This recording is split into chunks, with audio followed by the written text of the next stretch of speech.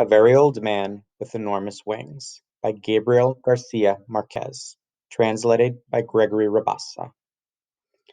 On the third day of rain, they had killed so many crabs inside the house that Pelayo had to cross his drenched courtyard and throw them into the sea, because the newborn child had a temperature all night, and they thought it was due to the stench. The world had been sad since Tuesday. Sea and sky were a single ash-gray thing, and the sands of the beach, which on March nights glimmered like powdered light, had become a stew of mud and rotten shellfish. The light was so weak at noon that when Pelayo was coming back to the house after throwing away the crabs, it was hard for him to see what it was that was moving and groaning in the rear of the courtyard. He had to go very close to see that it was an old man, a very old man, lying face down in the mud, who, in spite of his tremendous efforts, couldn't get up, impeded by his enormous wings. Frightened by that nightmare, Pelayo ran to get Elisanda, his wife, who was putting compresses on the sick child, and he took her to the rear of the courtyard. They both looked at the fallen body with a mute stupor. He was dressed like a rag picker. There were only a few faded hairs left on his bald skull, and very few teeth in his mouth, and his pitiful condition of a drenched great-grandfather took away any sense of grandeur he might have had. His huge buzzard wings, dirty and half-plucked, were forever entangled in the mud. They looked at him so long and so closely that Pelayo and Elisanda very soon overcame their surprise, and in the end found him familiar. Then they dared speak to him, and he answered in an incomprehensible dialect, with a strong sailor's voice. That was how they skipped over the inconvenience of the wings, and quite intelligently concluded that he was a lonely castaway from some foreign shipwreck wrecked by the storm. And yet, they called in a neighbor woman who knew everything about life and death to see him, and all she needed was one look to show them their mistake. "He's an angel," she told them. "He must have been coming for the child, but the poor fellow is so old that the rain knocked him down."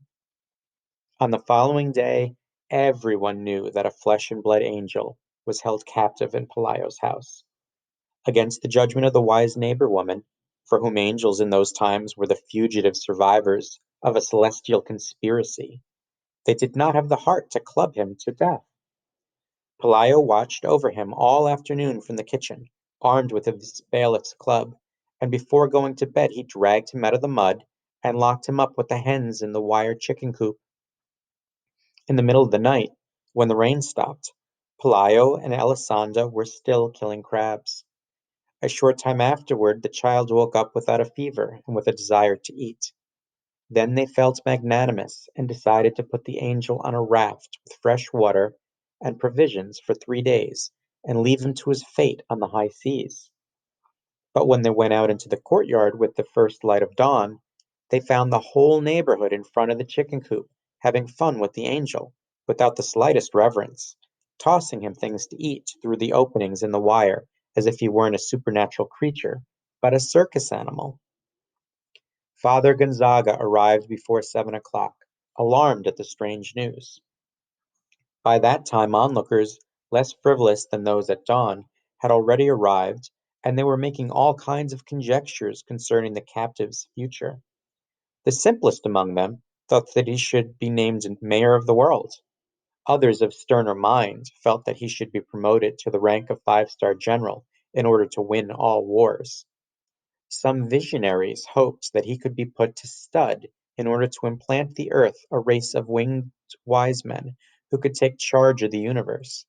But Father Gonzaga, before becoming a priest, had been a robust woodcutter. Standing by the wire, he reviewed his catechism in an instant and asked them to open the door so that he could take a close look at that pitiful man who looked more like a huge decrepit hen among the fascinated chickens. He was lying in the corner, drying his open wings in the sunlight among the fruit peels and breakfast leftovers that the early risers had thrown him. Alien to the impertinences of the world, he only lifted his antiquarian eyes and murmured something in his dialect when Father Gonzaga went into the chicken coop and said good morning to him in Latin. The parish priest had his first suspicion of an impostor when he saw that he did not understand the language of God or know how to greet his ministers. Then he noticed that seen close up, he was much too human. He had an unbearable smell of the outdoors. The backside of his wings was strewn with parasites, and his main feathers had been mistreated by terrestrial winds, and nothing about him measured up to the proud dignity of angels. Then he came out of the chicken coop, and in a brief sermon warned the curious against the risks of being ingenuous. He reminded them that the devil had the bad habit of making use of carnival tricks in order to confuse the unwary. He argued that if wings were not the essential element in determining the difference between a hawk and an airplane, they were even less so in the recognition of angels. Nevertheless, he promised to write a letter to his bishop, so that the latter would write to his primate, so that the latter would write to the supreme pontiff, in order to get the final verdict from the highest courts. His prudence fell on sterile hearts. The news of the captive angel spread with such rapidity that after a few hours the courtyard had the bustle of a marketplace, and they had to call in troops with fixed bayonets to disperse the mob that was about to knock the house down. Elisanda, her spine all twisted from sweeping up so much marketplace trash, then got the idea of fencing in the yard and charging 5 cents admission to see the angel. The curious came from far away. A traveling carnival arrived with a flying acrobat who buzzed over the crowd several times, but no one paid any attention to him, because his wings were not those of an angel, but, rather, those of a sidereal bat. The most unfortunate invalids on earth came in search of health. A poor woman who since childhood had been counting her heartbeats and had run out of numbers. A Portuguese man who couldn't sleep because the noises of the stars disturbed him. A sleepwalker who got up at night to undo the things he had done while awake. And many others with less serious ailments. In the midst of that shipwreck disorder that made the earth tremble, Pelayo and Alessandra were happy with fatigue, for in less than a week they had crammed their rooms with money, and the line of pilgrims waiting their turn to enter still reached beyond the horizon. The angel was the only one who took no part in his own act. He spent his time trying to get comfortable in the borrowed nest, befuddled by the hellish heat of the oil lamps and sacramental candles that had been placed along the wire. At first they tried to make him eat some mothballs, which, according to the wisdom of the wise neighbor woman, were the food prescribed for angels. But he turned them down, just as he turned down the papal lunches that the penitents brought him, and they never found out whether it was because he was an angel or because he was an old man that in the end ate nothing but eggplant mush. His only supernatural virtue seemed to be patience, especially during the first days, when the hens pecked at him, searching for the stellar parasites that proliferated in his wings, and the cripples pulled out feathers to touch their defective parts with, and even the most merciful threw stones at him, trying to get him to rise so they could see him standing. The only time they succeeded in arousing him was when they burned his side with an iron for branding steers, for he had been motionless for so many hours that they thought he was dead.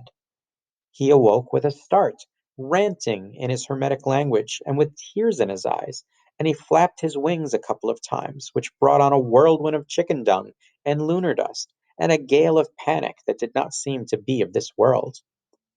Although many thought that his reaction had not been one of rage but of pain, from then on they were careful not to annoy him, because the majority understood that his passivity was not that of a hero taking his ease, but that of a cataclysm in repose.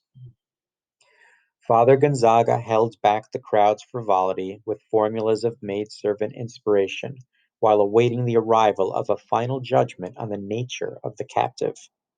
But the mail from Rome showed no sense of urgency.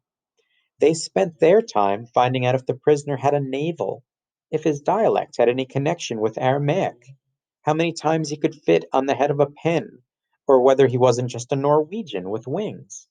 Those meager letters might have come and gone until the end of time, if a providential event had not put an end to the priest's tribulations. It so happened that during those days, among so many other carnival attractions, They arrived in the town, the traveling show of the woman who had been changed into a spider for having disobeyed her parents. The admission to see her was not only less than the admission to see the angel, but people were permitted to ask her all manner of questions about her absurd state, and to examine her up and down so that no one would ever doubt the truth of her horror. She was a frightful tarantula the size of a ram, and with the head of a sad maiden. What was most heartrending, however, was not her outlandish shape, but the sincere affliction with which she recounted the details of her misfortune. While still practically a child, she had sneaked out of her parents' house to go to a dance. And while she was coming back through the woods after having danced all night without permission, a fearful thunderclap rent the sky in two, and through the crack came the lightning bolt of brimstone that changed her into a spider. Her only nourishment came from the meatballs that charitable souls chose to toss into her mouth. A spectacle like that, full of so much human truth and with such a fearful lesson, was bound to defeat without even trying that of a haughty angel, who scarcely deigned to look at mortals. Besides, the few miracles attributed to the angel showed a certain mental disorder, like the blind man who didn't recover his sight but grew through three new teeth, or the paralytic who didn't get to walk but almost won the lottery, and the leper whose sores sprouted sunflowers. Those consolation miracles, which were more like mocking fun, had already ruined the angel's reputation when the woman who had been changed into a spider finally crushed him completely. That was how Father Gonzaga was cured forever of his insomnia, and Pelayo's courtyard went back to being as empty as during the time it had rained for 3 days and crabs walked through the bedrooms. The owners of the house had no reason to lament.